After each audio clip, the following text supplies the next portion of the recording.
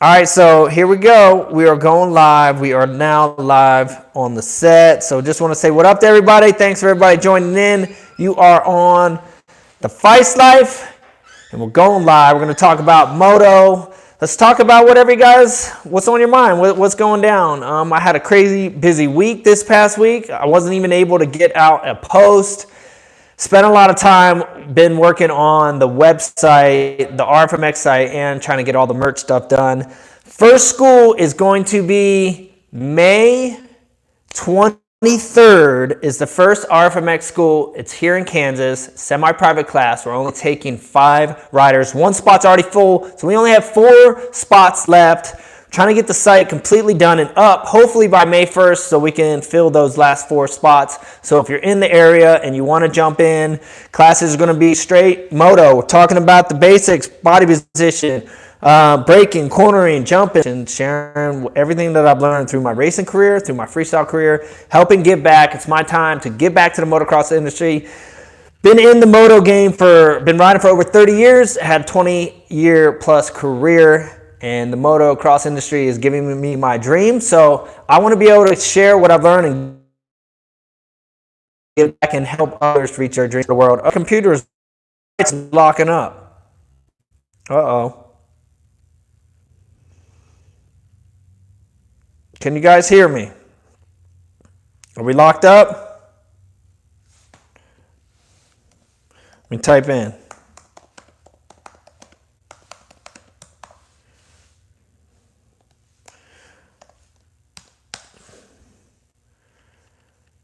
Everybody hear me? Yes, I can hear. Okay, is it locked up on your side?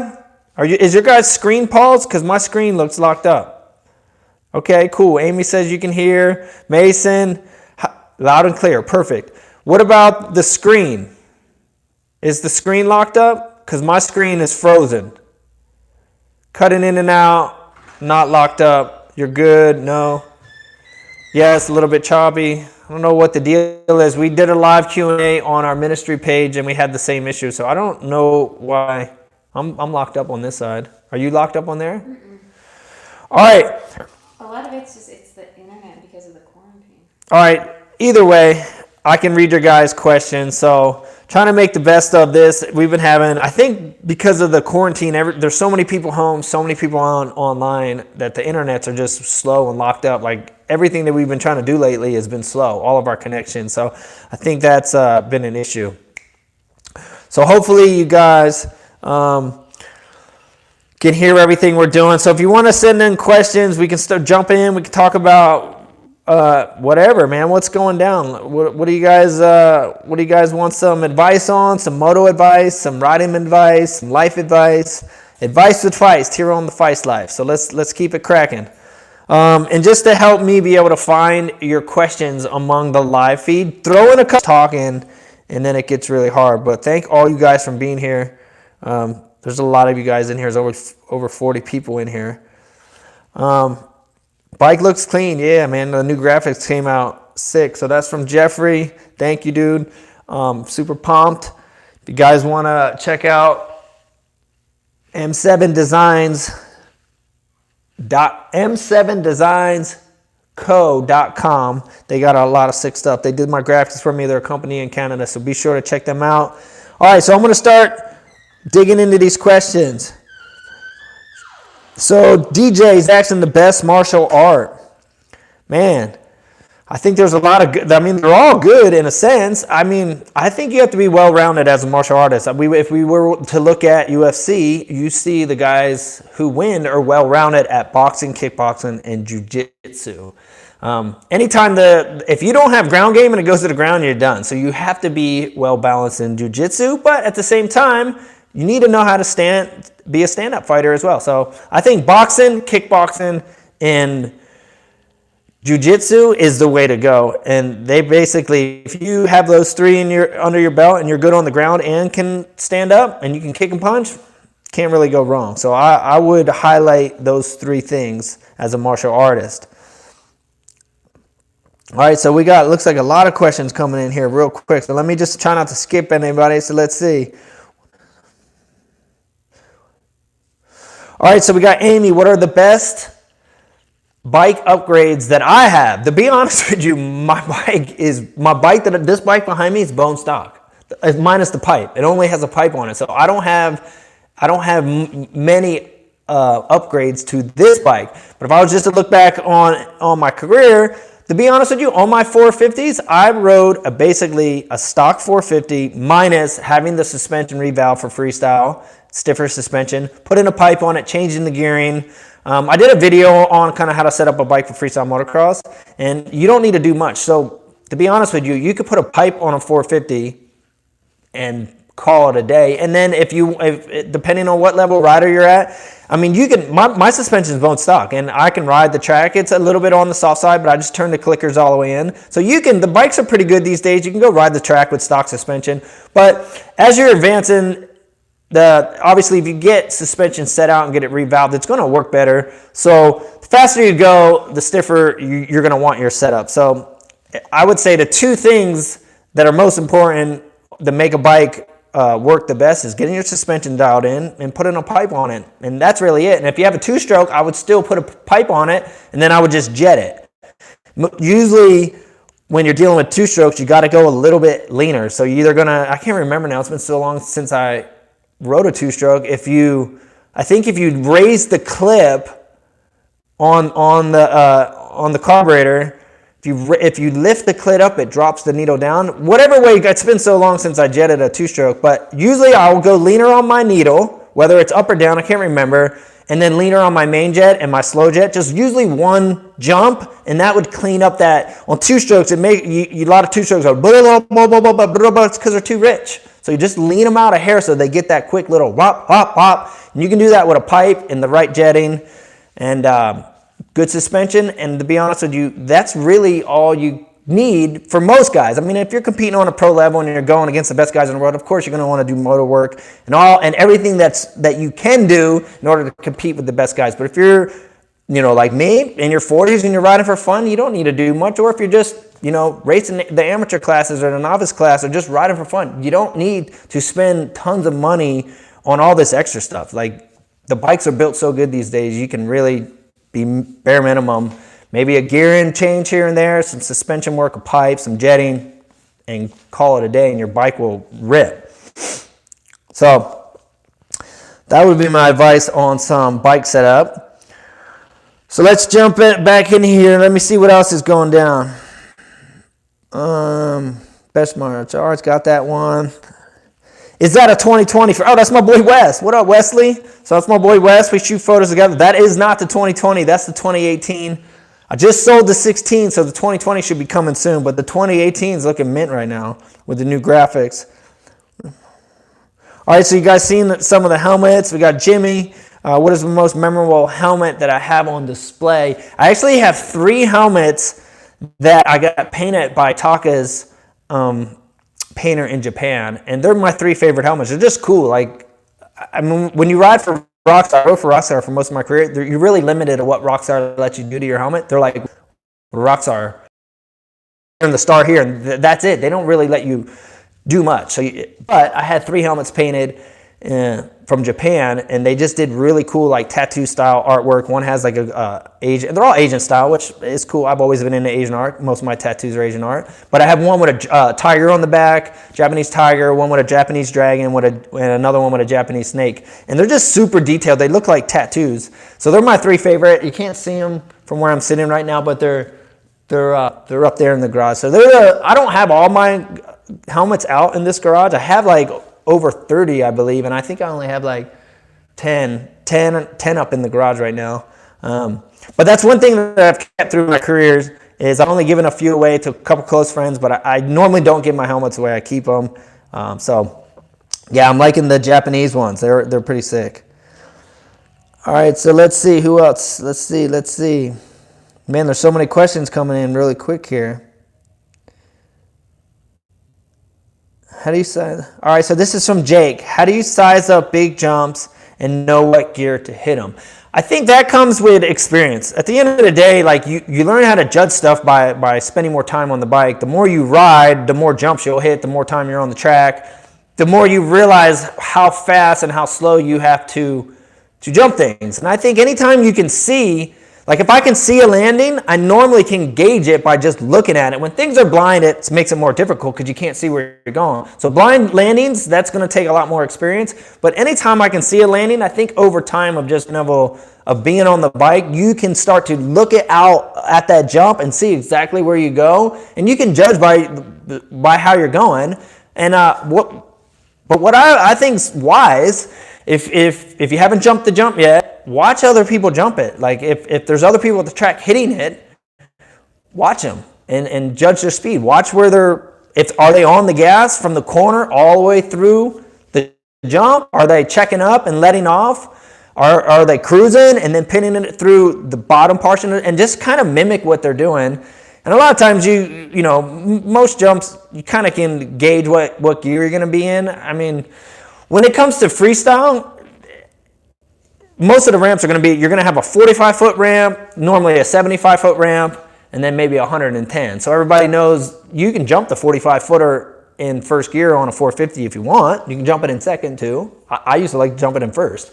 And then the 75, everybody knows that's second gear. And then the 110, everybody knows is third. So freestyle, you kind of know your distances and your gaps, so everybody kind of knows. In motocross track, you know, it's not like you're going to be waving people down, hey, what gear? And if you have your buddy, you can say, hey, what gear did you hit that in? But normally, when you go out on a motocross track, a lot of that's going to just come from experience and time of riding the track and just knowing your bike, knowing how fast you have to go. So I would just say just spending time on the bike, the more you ride, the more you get used to understanding the flow. It's just time, dude. At the end of the day, that's why beginners, you'll see more beginners go long or go short. It's just because they haven't spent a whole lot of time riding yet, and you'll see pros look at something one time and hit it perfect the first time they hit it. It's just the hours and the years and the months and all the time that those guys have put in, they're able to judge stuff. So just practice, keep practicing, start small. Don't, if you're just learning how to jump, don't pick the double that's peaky. Find a tabletop that you can safely jump to the middle, then jump 3/4, and then jump to the landing, and then just get used to timing it perfect all the time and find easy jumps to learn on. Don't find the big sketchy double that you're wondering, oh, is this third gear on it, second gear on it, and you're kind of guessing where to be. You have a bigger chance of getting hurt. And anytime you're going to get hurt, it's just going to put you on a setback. It's going to kill your confidence. It's going to scare you. If you're just learning how to jump and you take a bad crash, it's not going to do anything for your confidence of getting back on the bike after you come back to jump more stuff. So be smart, learn on tabletops. At the end of the day, it's the safest way to learn how to jump a bike is a tabletop. Or if you're brand new, you know, you just find this mellow single and just learn how to jump out at the flats comfortable and learn how to jump the bike and level the bike out and just play it safe. Don't have to worry about downsiding something. You're just jumping out to the flats and you just work your way up. You know, it's baby steps. I didn't learn how to jump 80-foot doubles in a week. You know, that was something that I started riding at 8, and over the years was able to work up to where, you know, 80-foot doubles were standard, and I could just look at it and know exactly how fast to hit it. So just a lot of experience and time. So just be wise as you're out there learning how to jump. You don't want to do anything that's going to put you on the couch for a few months. All right, so here's one. Couch Boys. I'm just the first one to pop out. When you coming back to Cali? Man, hopefully soon. I've been missing Cali a lot. I was just out there a couple of months ago. I don't know, it was maybe February or so. I was out there. I went out, or maybe it was March. It was March. I went out for a trip, and I just loved it. Realized how much I miss my friends. Realized how much I miss riding out there at Paula and just riding with my buddies. That's the one thing I missed about Cali is my friends, the riding, and the weather. I mean, you can't beat it. It's so much better. It's always sunny in Cali. So I'm planning on being back there as soon as I can. So who knows? Like, we got a really busy schedule with everything going on, but I would love to make it back here, you know, before summer, you know, sometime in the summer. But we'll see. We'll see. Definitely miss Cali for sure. All right, what is the hardest trick? This is from Kearns. What is the hardest trick for you to learn in your freestyle career and why? P.S. You're the man. Well, thank you, Kearns.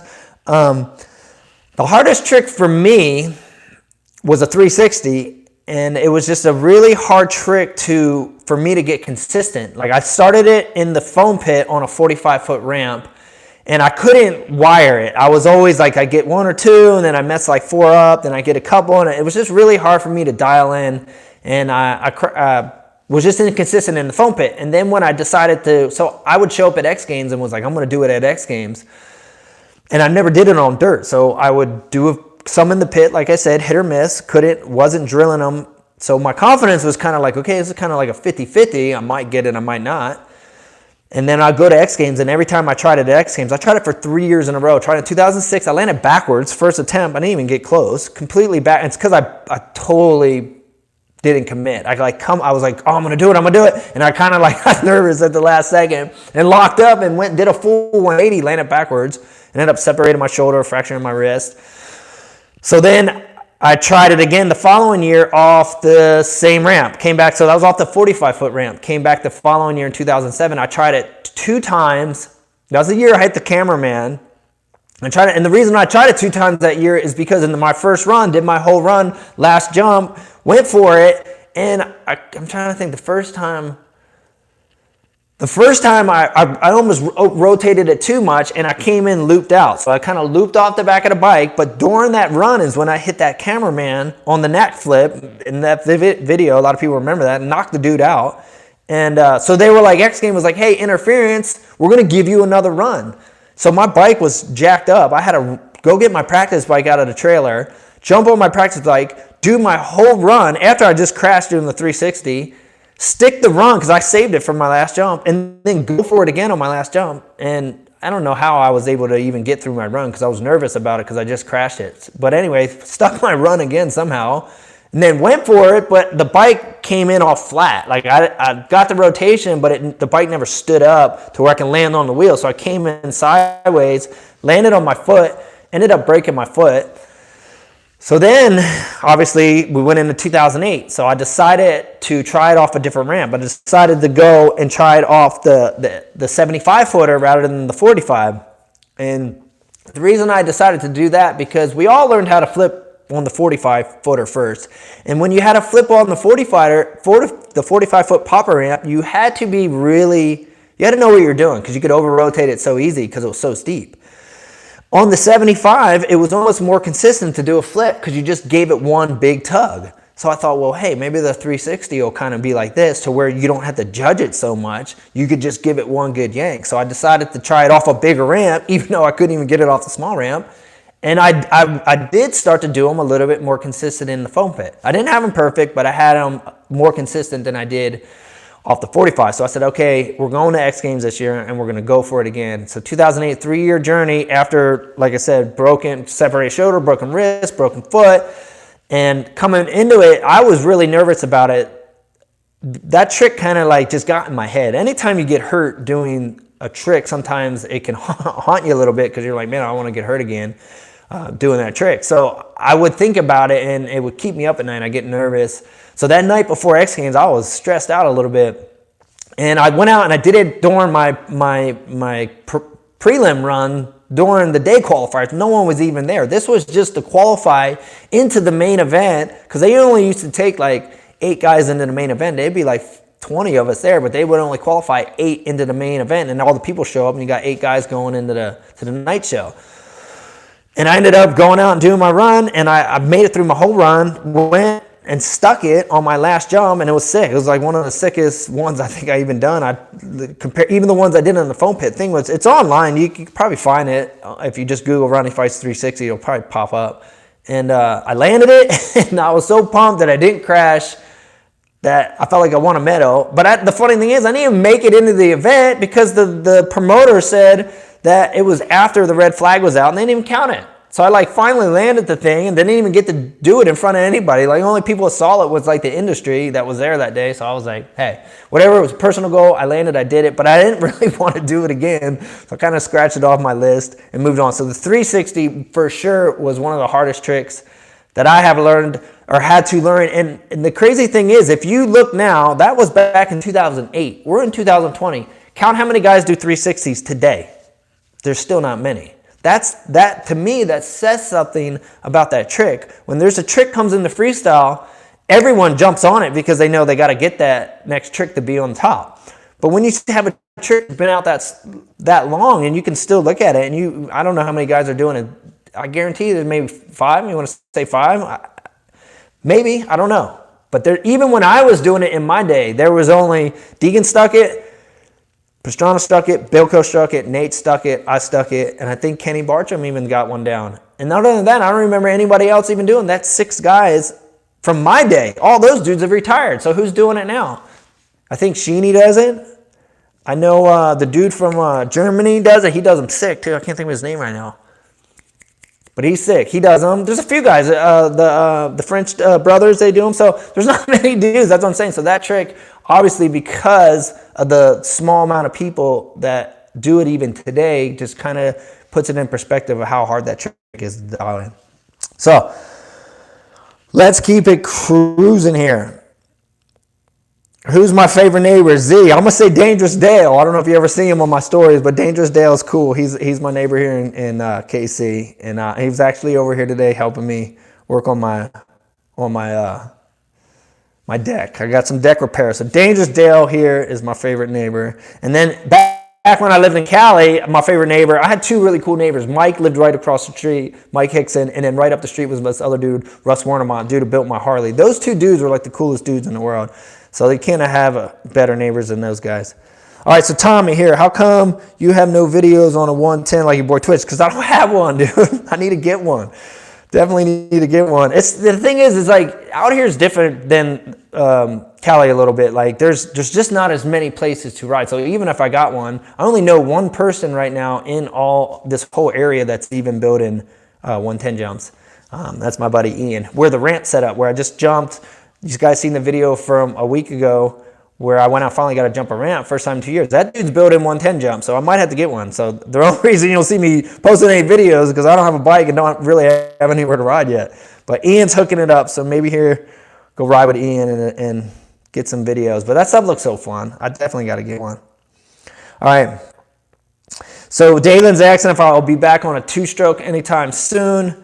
I would say most likely no. Like I love my 450. Like I was just in Cali and Twitch was kind of riding Taka's 250 around the vet track, just goofing off, and I didn't even ask to ride it. I was just like, I rode his 125 one time when I was back there, and I hated it. I'm like, dude, these things are too much work. I'm old, dude. I'm like lazy. I want the bike to do the work. 450s are like the perfect vet retired pro bike because you can just you got so much power, you can just let the bike do all the work from you. Like you can be lazy and just gas it and jump all the jumps. So I like the 450. I think 4-strokes track, you get way better traction control in the corners. You don't have to mess with the clutch and keep the RPMs up. You can roll in, you have to touch a clutch, roll in with the throttle, roll it on, and it's always tracking, it gets better traction, and it's easier to jump everything, in my opinion. So I'm a 4-stroke guy now.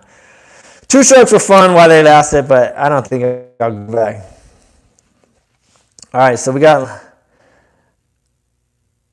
Langston. He's saying he's doing a 360 next week. Wes, no, don't do it, dude. You ain't doing no 360. Worst injury, DJ, worst injuries. So worst injury, I mean, I've broken a lot of stuff. Obviously, I've been riding for 30-some years, so I've had a lot of injuries. But definitely the broken femur is never fun. That was probably the most intense pain that I experienced of all my injuries was breaking my femur. I was able to come back from that in 4 months. The longest rehabs that I actually did weren't even bones, were my ACLs. I did both my ACLs at 2 different times. And they were 6 months off the bikes. And rehabbing knees is not fun. Anyone who's been through knee surgery and had ACL surgery knows it's a 6-month journey. You can come back sooner, but it's not wise. If you really want to let your knee heal completely, it's a 6-month journey. So all 3 of those, they were probably the 3 biggest injuries I had, the femur and both the ACLs. So 4 months off and then 2 6 months. And none of them were fun, but the femur hurt the worst by far. I don't wish that on nobody. Every time I hear, oh, so-and-so broke his femur, I'm always like, ooh, because I remember what that day was like. And I remember what it was like waking up after surgery. And I remember Taka lived with me at the time, and I went back to the house, and I couldn't get comfortable nowhere. I like laid down on the couch, and I'm like, oh, God. And then I'm like, oh, you got to move me, man. And then he moved me to my bed. And then I got on my bed, and I couldn't get comfortable. I'm like, oh. Then he moved me out onto this little like, disc couch that was in my formal dining room at my old house, And that was the only place I could get comfortable. And I lived on that thing for like 3 months before I could sleep in my normal bed. So it was just not fun. It's painful to deal with, especially that first week at home after you leave the hospital. Not fun. So that would be the worst. All right, so how many laps did you and Deegan last before? All right, so Sean Morris is asking how many laps me and Deegan lasted. I didn't last long, I'll be honest with you, dude. I'll be honest with you. I got like 3 good ones and I get tired. And then I might milk it and stay out there for like 4 or 5, but those last 2 ones are weak. I get tired quick, dude. I don't ride enough anymore. I don't train like I used to. I'm not on my bike enough, and motocross is tough. And if you go out there and try to get it for a few laps and you haven't been riding, you get tired fast. So Deegan actually rides a lot more than I do because his sons are always riding. He lasted longer than me. I'll give him credit. I was surprised. He went a lot longer than I did. So I was like, he was clowning me on the video too. I think he was like, Feisst only made it 2 laps. I had 3. He missed 1. He wasn't paying attention. I had 3. It wasn't long. All right, so let me see. Wait, so did you buy? All right, so this is from Toxic Josh. Did you buy your bike brand new, or do you buy them like an X-Pro? I buy my bikes brand new. I get them. Husqvarna hooks me up with a deal, so I get them straight through Husqvarna, and they're brand new bikes, bone stock bikes. So I don't think I've ever had a used bike, but I think you can find used bikes out there. I know when I sell my bikes are mint. I just sold my 16, and the thing was like clean as a whistle. So I don't have nothing against used bikes. I think if you can find someone who takes care of their bikes and maintains their bikes and knows what they're doing, you can buy very good used bikes. I just can get a good deal on new ones, and I'm on this 2-year program. That's kind of how I work. I always have 2 bikes. So say like I bought my 2016, I kept it for 2 years, 16, rode it 16 and 17. Then I bought my 2018. Well, then I rode my 2018, 18 and 19, and my 16 was my spare bike. Well, now that I've rode my 18 for 2 years, I'm going to get to 2020. So I just sold the 2016, and then I'll take that money, roll that into my 2020. I'll ride my 2020 for 2 years, and then I'll sell my 18 and roll the 18 into the 2022. So that's kind of the program I work. I just kind of been recycling the money for years. It's always kind of, I mean, you always lose on a bike. At the end of the day, I mean, unless you're Twitch selling bikes for like $15,000. But normal dudes, you lose money, but at the end of the day, you're still trying to roll as much as you can from bike to bike. So every 2 years is the program I've been on for a while now. If I was a racer, I'd probably be getting bikes every year, but with freestyle and the amount of time that I ride, like with a freestyle guy, you don't need a bike every year. You can definitely get 2 years out of a bike. And even now, you know, I'm not really riding freestyle like I was. I'm back to the roots. I ride Moto. If I go ride, I'm normally doing laps, but I'm not riding 5 days a week. So 2 years on my bikes are mint. Like this thing has 30 hours on it. 30 hours, 31 hours. I think and the 16 is the same. So in the last 2 years, that's as much as I was on my bike. It's not much. I wish it was more, but it hasn't been. My goal is to ride 1 day a week right now. All right, so let's see. People were cracking up in here. You guys must be clowning. How much would you sell the 18 for? Man, I just sold the 16 for 5 G's. I had it listed for 55, and no one even hit me up, but I listed it in the winter. I'm in the Midwest now, but as soon as spring come, I lowered the price down to 53, and as soon as spring come, people started hitting me up. Dude offered me 48, and I told him 5, and he jumped on it. So sold it for 5, which is dude, that was a smoking deal on that bike. That bike was legit. So I don't know. I would have to look what this thing's worth. That's kind of what I do. I'll always hit up my buddy at Husqvarna and say, hey, what is my bike worth? He'll kind of tell me, and he said the same thing. He's like, you get 5 for it, dude, for your 16, you're pumped. So that's what I let it go for. I always try to give people a good deal. At the end of the day, I get a good deal on it. Let me give somebody else a good deal. But probably not going to sell this, though, because I'm going to keep it as my spare bike. And actually, now that I hit that ramp and I'm going to get to 2020 and put some, right now that I'm kind of settled here now, like there was a lot going on with all the move and everything, and I didn't have time. That's why I've kind of been riding bone stock bikes. I didn't have time to get things set up. There's a lot going on, but now things are settling down a little bit. Thinking about getting my bikes, get outdoor suspension for the 2020, and to put freestyle suspension on the 18. Just keep this as a ramp bike. Now that there's a ramp out here, when I want to go jump the ramp, I'll take the 18 out. And when I want to go ride the 2020, you know, have a bike that's set up a little bit better than having a stock bike. So time to get things dialed in a little bit better. Kind of dropped the ball for the last 2 years with all the transition. All right, so let's keep it going here. Yo, it's John, this new, all right, so Anthony, he says, I remember watching you and John Snyder ride in 80s at Englishtown.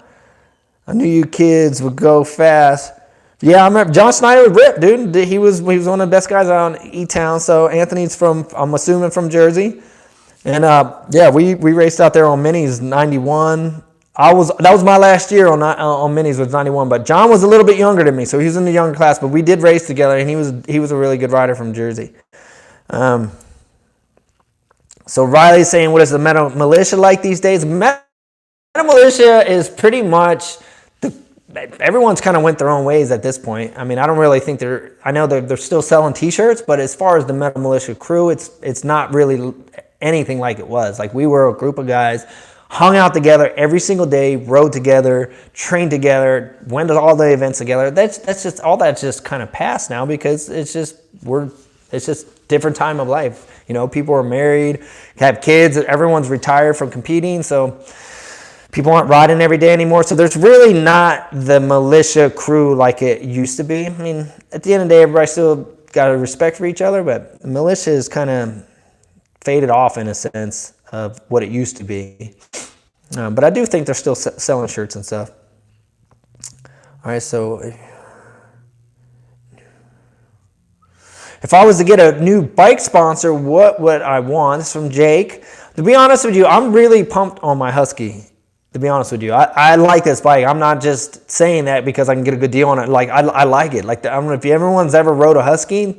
Dude, these things are sick. They're narrow. They turn good. Their power's good. The brakes are ridiculous. Best brakes on any bike I've ever ridden. I've never had a bike that got Brimbos on it. I've never rode a bike that stops as fast as these things. These things stop crazy fast.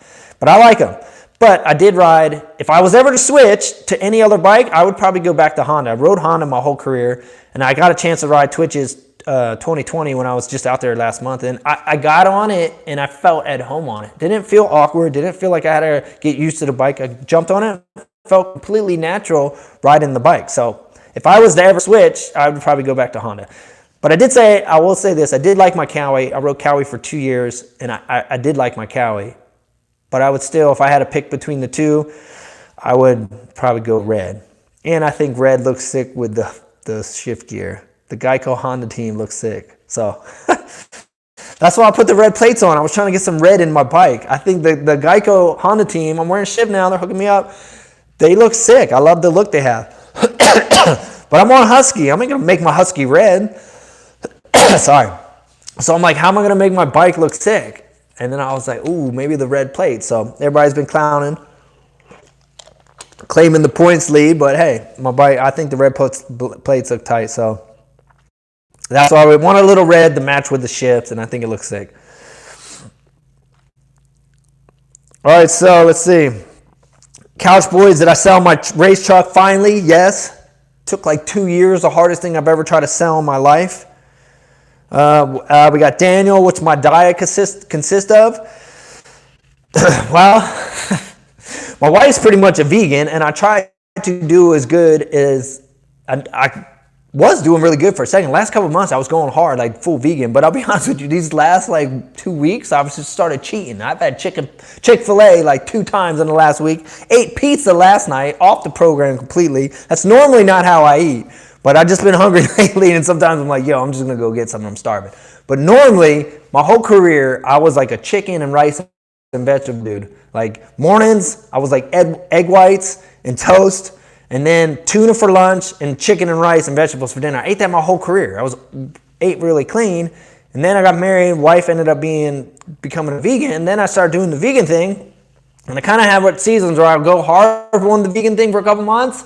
And then I'll start to like, okay, I want some meat. And then I'll start just sneaking in little meat meals here and there. And that's kind of how I've been. And then just recently I went way off and had some fast food and a pizza. But that's normally not my program. I usually will go, okay, that's enough. And then I'll just stop and I won't have it for months and months and months. But normally eat pretty clean for the most part. I'm all about fitness and staying healthy. I don't want to put junk in my body because it's like race gas. You put crappy gas in your bike runs like crap. You put crappy food in your body, you perform like crap. So I'm just a little bit more flexible these days because I'm not competing. And when I was competing, I would never cheat. I was so anal about being so consistent about my training, my riding, and my diet, and didn't play around. But now that I'm retired, I ain't scared to eat some Chick-fil-A, dude. Stuff's good. But that pizza I ate the other day, I was feeling bad about it. Felt guilty. All right, so this is from Florida, man. Do I still speak to Metzger?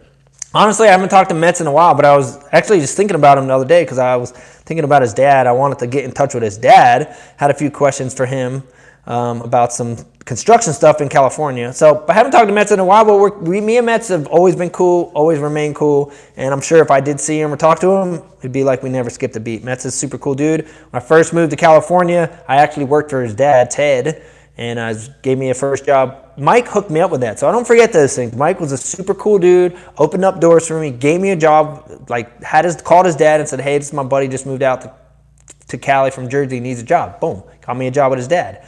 And then he actually was the one who hooked me up to get on the Warped Tour.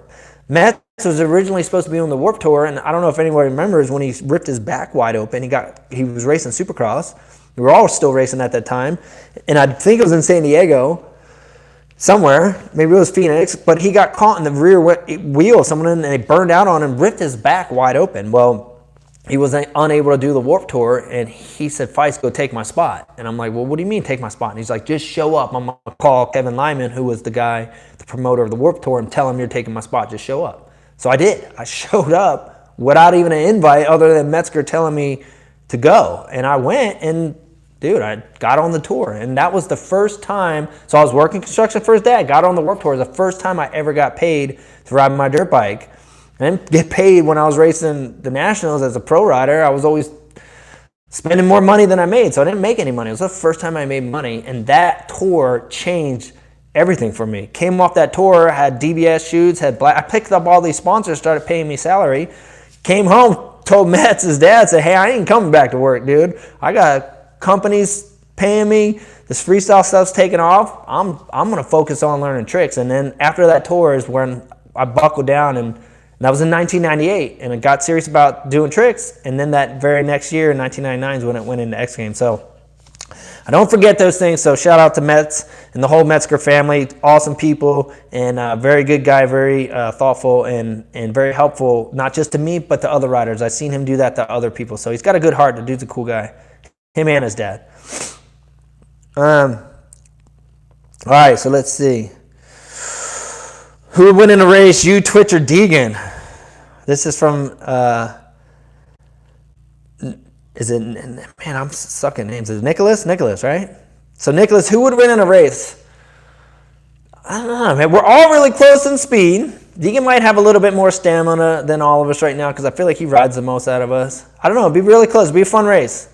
I have to see. Maybe who gets to start, who gets tired the fastest. But with Deegan, when Deegan was a racer, he was always way faster than us, always. So he has a little bit more edge. Deegan was always a really fast racer before he became a freestyle guy. Faster than me when we raced nationals together. He always did way better than me at the nationals. So he has a little bit upper edge.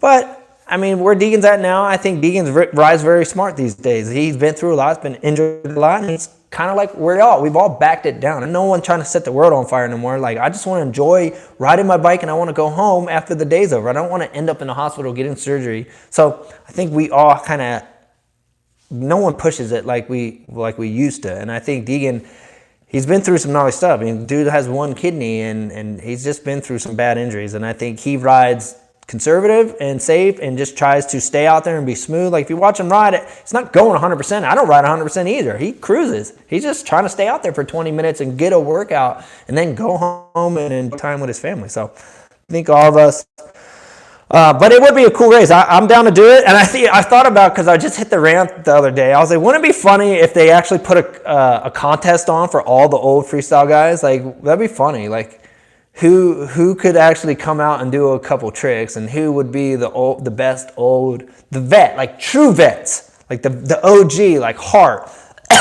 Deegan, Metz, myself, Clowers. Like, bring out the OGs. Clifford out of Dante, bring out the old school of the old school and set up a ram and see who could do some tricks. So we got Aaron Bull here, shout out, did the donation here. Any tips for riding deep sand rollers? Yeah, heck yeah, I grew up in Jersey, dude. Jersey's got a lot of sand. So tips on sand rollers. Now in the sand, you want to keep the front end light, dude. You're gonna get more farther back on the bike than you normally would in the sand. But you're gonna want to get a good, definitely, grip on the bike. So balls of the feet, gripping with the ankles, the knees, super tight in the sand whoops. Attack position, arms out, head forward, but you can get your weight back in the sand whoops and lighten the front end. The front end, when you get the front end light in the sand, it doesn't want to dart and dive and dip. So keep the front end up, and you can do that by getting your weight back, and stay on the gas. And in the sand whoops, you don't want to let off. As soon as you let off, you're going to slow down instantly because you're in sand, and you're going through the rollers. You want the more you can stay on the gas, the more it's going to keep power to the rear end of the bike and keep that wheel tracking. As soon as you set off, you'll hit a whoop, the suspension will unload, and if you don't have power to let it unload correctly, it's going to unload with no power, and it's going to want to buck. So that's why, like, when you see someone coming through the sand whoops and they get a swap and they shut off, that's like the worst thing you can do. It's because now you got no power, and now the suspension is going to unload, and if it hits crooked and it has no power to pull it straight back, best thing you can do if you swap is pin it. Pin it, and like you ever hear people say, when in doubt, gas it? Like, it's true, though. If you start swapping in the sand whoops, dude, stay on the gas, because as soon as you let off, if that back end catches and it doesn't have any power to let it power, like that tire's not spinning so it catches and pulls straight, it's going to just want to swap the other way. So stay on the gas through the sand whoops, keep the front end light, get back on the bike, but keep your head forward, grip with the balls of your feet, arms up and out. So 2 tips, and it's like anything, man, just practice. Get out there and just find a good set of sand whoops and just go through them.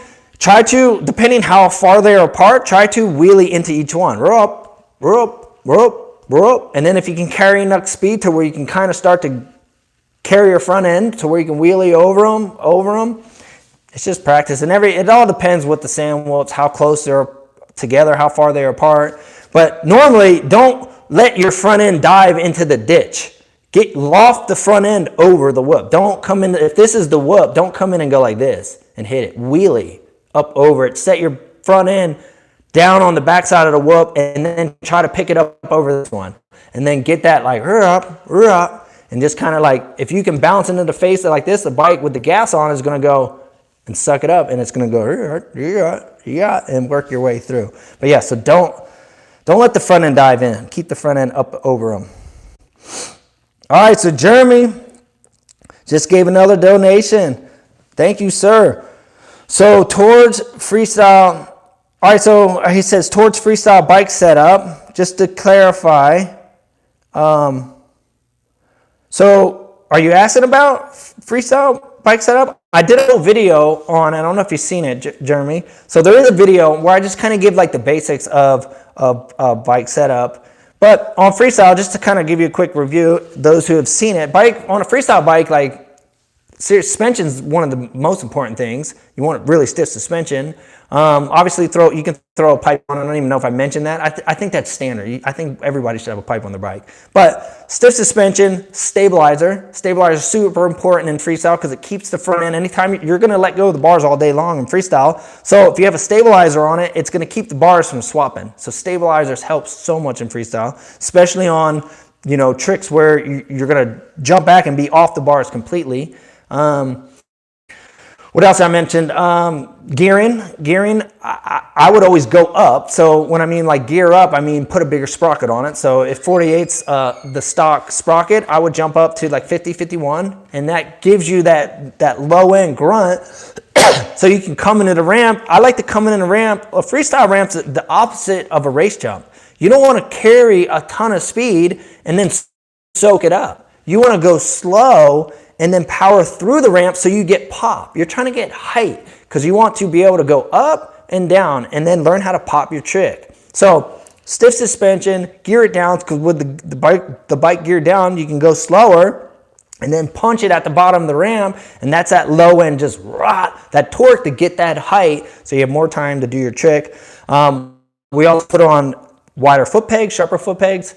Just helps, you know, when you're on and off the foot pegs all day. If you have wider, sharper ones, easier to keep your feet on. And then good grab holes and a good size seat. You want to make sure that your grab holes are big enough to get your hands in and out, and they're not these little mini tiny holes that you have to try to find. Like the bigger your holes are, the easier it are to get your hands in and out. So I always say make big holes, make a thin seat so you can get a good grip on the seat. If your seat's really thick, it's just hard to get a good pinch. If you're doing a one-handed seat grab and the only thing you're holding on with is your left hand and you got this big bulky seat, it doesn't feel like you have a good grip on the bike and you're holding on to a 200-pound dirt bike. Like if you put a thin seat on it, you can get more fingers around that thing. So thin seat, big grab holes, super helpful. So check out the video if you haven't. Wife's coming in here. He was giving you that towards freestyle setup when you get a bike and then you put it on there so you can make videos about freestyle. Wait, hold on. My wife's correcting me. I just messed up the whole question. Wait, what? It wasn't my question. It wasn't? He was just giving you that so you can put freestyle. Oh! Well, hey, thank you. I need it. I gotta get my suspension out. Jeremy. Freestyle tricks for him. Yeah, all right. Okay, well, hey. There's a little recap for the freestyle video. Shout out for Jeremy for the donation to put towards my freestyle bike. I gotta send out the suspension. So, hey, much love, dude. I appreciate it. I totally misunderstood that. All right, so what else we got? I think my wife was, yeah. When in doubt, throttle it out. That's right, dude. Gas it, dude. Just pin it. Like, when all else fails, just pin it. Like there's techniques to everything, and we want to master the techniques. That's why I'm going to be doing motor schools, because it's like anything. All sports have coaches. Motocross it's a sport. It's no different. Like it doesn't matter what level you're at. If you're a beginner, an intermediate, or a pro, the pros have coaches. Like Cincerello has a coach, Nick Wade's coach. Carmichael had coaches, Dungey had coaches. They all have coaches. Why? Because they need someone to watch them and to help them move forward. So I think it's the same thing for us. We want to get coaching. We want people to watch us and to help us move forward. So there's certain techniques. You know, they're just pinning things, are just joke. But it is true though. Like you get in a bad situation, just pin it. Like that's your last resort, just pin it. But if we can master techniques, like what I'm saying, like the best athletes are people who master the basics. They're master of basics. Like, and every top athlete and top team work on basics. They work on drills. They don't, if you go to like a football team practice, they're not just playing scrimmages. They're running drills, working on certain techniques. Same thing with basketball team. They're not going to just play a game during practice. I'm sure they do have scrimmages, but majority of their practice time is probably working on certain techniques to improve their skills. That's how we should approach motocross. We should look at what are our weaknesses? Where do we need help? What am I good at and what am I not good at? And let me put some focus on this. And that's why sometimes it's good to have the coach kind of point out those things, because sometimes you might think you're doing something really well and then you watch a video of yourself and you're like, oh wow, I'm not doing that as good as I thought. But that's why if you have a coach, that coach is videoing you, he's watching you, he's able to point out some of the weaknesses and some of the things that you're doing wrong and then help direct you onto a better path. So develop solid foundation. Like I'm telling you, the best athletes are the masters of the basics. Best martial artists master the basics. They're the best people at setting a foundation of stances, kicks, punches, and blocks. They master those things, and their whole art is next level. It's the same thing with a dirt bike. Get the right body position. Learn how to use the throttle and clutch properly. Learn how to jump whether it's a freestyle jumper or a racer, learn how the correct ways to jump a dirt bike. All these things, that's technique, and you can build on that. And then from that, progress and be able to go wherever you want to go. Man, there's a lot of people throwing some love up here. So we got Toxic Josh, $5. He says, love the videos, man. From the Moody Air Force Base. Well, thank you, Josh. I appreciate the love. We appreciate you serving our country. Shout out to all, not to Josh, but to everyone who served this country, man. We appreciate it. We're able to ride dirt bikes and do what we do because of guys like Josh out there fighting for our freedom. So big love. Thank you for giving up. Dude, I mean, at the end of the day, I feel like that's a sacrifice, man. You gave up the everyday of civilian life to go and be a soldier and live as a warrior and fight for this country. So thank you. And then let's see, why is your number 26? So this is a good question. It's from TH, another shout out, doing another donation. Why is your number 26? Also, Lance, my good homie, and what he said, he told you about a little project for my little girl and her brother. Hit me up on IG. Let's line something up. All right, so he's friends with Lan. Lan's the dude with the freestyle track. Super cool dude from Texas. Just moved out here a year or two ago. Kind of around the same time I did. So story behind the number 20 wasn't my number. Like when I was a racer, first number was 145. Then I ran number 11 because that's what I finished at Loretta's one year. Then I ran number 17 because that was another Ian. Oh, sorry. Did I say Ian? I said Lan, and my wife's yelling at me again. I always read that the wrong way. Ian. I always think that's an L. I don't know why I said that. It's Ian. Ian is the dude with the ramp. Sorry. I looked at it and read it wrong. But anyway, ran number 17. That was another finish I had at Loretta's. And then I ran 317 my first year racing the Nationals. So all my moto numbers were just finishes at Loretta's, or I picked 317 because I went to Loretta's 3 times. And my last year that I was there, I got 17th. So I took 317, and that was my pro number. And so I did, freestyle, you don't have a number. So I didn't have a number my whole freestyle career. And then I decided I was going to go race trucks. And when I went to race the Lucas Oil Series, obviously I was like, well, my first number on my dirt bike was, 145. They don't have 3-digit numbers on off-road. So I said, hey, can I get 14? They said, no, it's taken. I said, can I get 45? They said, no. And then I'm like, well, I was born on the 22nd. Can I get number 22? No. I'm like, shoot. Can I get number 77? That was the year I was born. And they're like, no. And I'm like, well, what number can I get? And then they sent me a list, and I'm like looking at these lists of numbers, and I'm like, so then I started thinking about, well, I was number 17 once, I was number 11 once, and I'm like not seeing any of these numbers that meant anything to me throughout my career. So I'm like, I'll just take number 26. I randomly picked 26, thinking it was just looked the coolest on the list, not having no clue that I actually was going to really, really be pumped on this number. And that's why I still run it today, even though I don't race trucks anymore. So this 26 came from me stepping into off-road. But the story behind it, this is what's so cool about it. I picked this number. One day, I'm just like, I wonder if 26 means anything cool. So I Googled, what is the meaning of the number 26? And all of a sudden, this little thumbnail popped up, and it said number 26, the number of God. And I'm like, what? And I'm a Christian. I became a Christian in the middle of my career. So I click on it, and I was blown away. Check this out. The number 26 in both Hebrew and in the English alphabet. So if you would take G-O-D, God, G-O-D, and you would take that, find out, so I think G is our 5th number, O is 14 or something. You would have to go do your math and count it out yourself. But G-O-D equals 26 in our alphabet. Now, in Hebrew, God is Yahweh. If you count Yahweh in the Hebrew alphabet, it equals number 26. And I was like, whoa, like that's cool. I'm like, this number that I thought meant nothing to me represents the God that I have my faith in.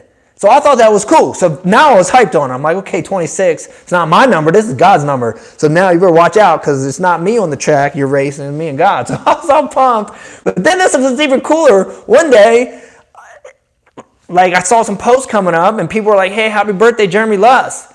And then it hit me that Jeremy Luss was born on the 26th. One of my best friends that I lost. First dude that's ever lost their life in freestyle motocross. First close friend that I ever lost in my life was like one of my brothers was born on the 26th. And I'm like, what? I'm like, dude, this is cool. That's why I don't think when I picked that number, it was just, I thought it was random, but it didn't. I think I was led to pick that number. One, because it represents God. Two, it represents my best friend. And then this is what's even cool. My dad's dad was born on the 26th. Didn't click, I didn't catch that to like that same year. I'm like, my dad posted a thing, happy birthday to my dad. And then I'm like, wait, today's the 26th. And I'm like, and I never got to meet my grandfather. So my dad's dad was the chief of the fire department in a city back in New Jersey where I grew up. And he died in the line of duty the year before I was born. And my dad always said, my dad wanted a grandson and he never got to meet you. So when I found out that number 26 represented God, my best friend's birthday and my grandfather's birthday, they never got to meet, I'm like, number 26 is my number. And I'm going to run it to the day I die, dude. And I got merch coming out with 26 on it because I'm representing. I'm pumped. 26 is my number. So that's the story behind 26. So anyway, cool story. I thought it was cool. All right, so... And then we got BDP throwing up 99 bucks, dude. Shout out to BDP Racing. I almost feel like BDP, comment again, where are you guys from? I feel like I've heard of that company. You guys from the East Coast? I feel like BDP Racing is, are you from the East Coast? Why do I know that name? But thank you, big donation right now. Showing love to the page, I appreciate it. And then another one. You got Jeremy. Fire up the 450. He's ready. He's ready to get it fired up, huh? I know. I'm in the garage right now and the doors are closed. I'll be dying of exhaust fumes.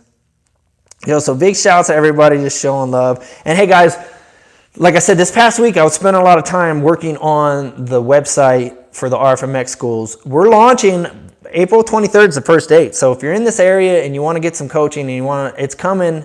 So I'm hoping to have the website up by the 1st. And you'll be able to go on there, read everything that you need to know about the school, what we're going to do, how it's going to run, blah, blah, blah. And then sign up. If you're in this area, there's only 4 spots left. It's a semi-private class. I'm only doing semi-private. And the reason I'm only doing semi-private because I've done big classes before. And I want to spend more time with each rider. And I think as a coach, if I have a smaller class, I'm able to really focus on each guy. So that's why I don't want big 15 to 20 rider classes. It's tough to have that many people in a class and to spend time with each rider. So I'm doing small, semi-private only. May 23rd is going to be the first one. And then the merch, I'm hopefully going to launch it. It was the first sample. We got our first sample, FMX in. We got a whole FMX line coming out. It's just a way to help support what I'm doing now. I'm retired, and doing motor schools and just support the vision of giving back to the motor industry, because that's what FMX is all about. It's about me being able to take what I've learned and give back to the next generation and help hopefully some people see their dreams come true. Like this sport has given me my dream, and I want to be able to help some people get to their dreams. And that might not be make it in a professional level. That might just be like, hey, I just want to get to be safer, smoother, and more controlled rider. And I believe I can help people do that. So it's all coming. That's where a lot of the time went this week. And I'll probably, even this week coming up, I'm really trying to get it done by the 1st. So I'll probably be focusing on trying to get that done. But hopefully can get some riding, get some more videos up.